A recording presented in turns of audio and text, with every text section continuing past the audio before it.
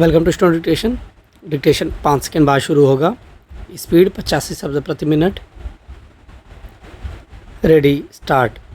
जम्मू कश्मीर के उधमपुर ज़िले में एक बस के गहरी खाई में गिरने से 20 से अधिक यात्रियों की मौत आए दिन होने वाली सड़क दुर्घटनाओं में से एक है।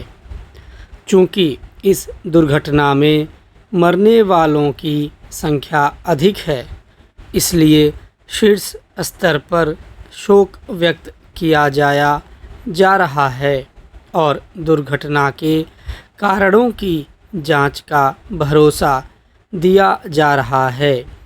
पर सब जानते हैं कि ऐसे आश्वासन मार्ग दुर्घटनाओं को कम करने में कतई सहायक नहीं बन पा रहे हैं। अपने देश में मार्ग दुर्घटनाओं और उनमें मरने एवं घायल होने वालों की संख्या बढ़ती ही जा रही है। आम तौर पर हर सड़क दुर्घटना के बाद वही कारण सामने आते हैं जिनके चलते तमाम मार्ग दुर्घटनाएं हो चुकी होती हैं, जैसे ओवरलोडिंग, तेज़ रफ्तार, लापरवाह ड्राइविंग, अकुशल चालक, यातायात नियमों की अनदेखी या फिर खराब सड़कें अथवा उस पर खतरनाक मोड़। उधमपुर में यात्रियों से भरी जो बस खाई में गिरी, उसके दुर्घटनाग्रस्त होने का कारण उसकी तेज़ रफ्तार के साथ उसमें आवश्यकता से अधिक यात्री सवार होना बताया जा रहा है। ध्यान रहे, यह सरकारी बस थी और फिर भी उसमें इतनी ओवरलोडिंग थी कि कुछ यात्री खड़े होकर यात्रा कर रहे थे। पहाड़ी रास्तों पर तो अतिरिक्त सतर्कता बरती जानी चाहिए थी, पर ऐसा नहीं किया गया।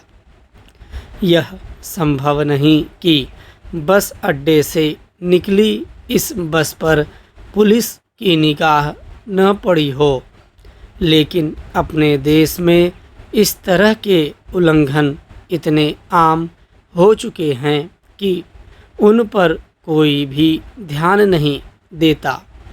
विडंबना यह है कि प्रायः यात्री भी खड़े होकर यात्रा करने में गुरेज नहीं करते।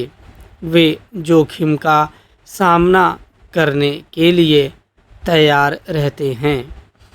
ऐसा नहीं है कि केवल यात्री वाहन ही ओवरलोडिंग करते हों, यही काम कमर्शियल वाहन भी करते हैं और इसके चलते वे भी दुर्घटनाग्रस्त होते हैं।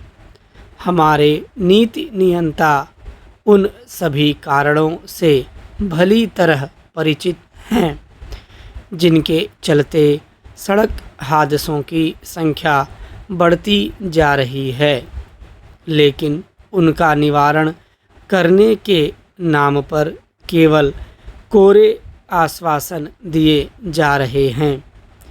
आम सड़कों से लेकर राजमार्गों तक का निर्माण इस तरह सुनिश्चित नहीं किया जा पा रहा है कि उनकी डिजाइन में कोई खामी न रहे और उनमें ब्लैक स्पॉट यानी जोखिम वाले ठौर न बनने पाएँ। इसी तरह पुलिस यह सुनिश्चित नहीं कर पा रही है कि कोई भी वाहन चालक ट्रैफिक नियमों का उल्लंघन न करने पाए।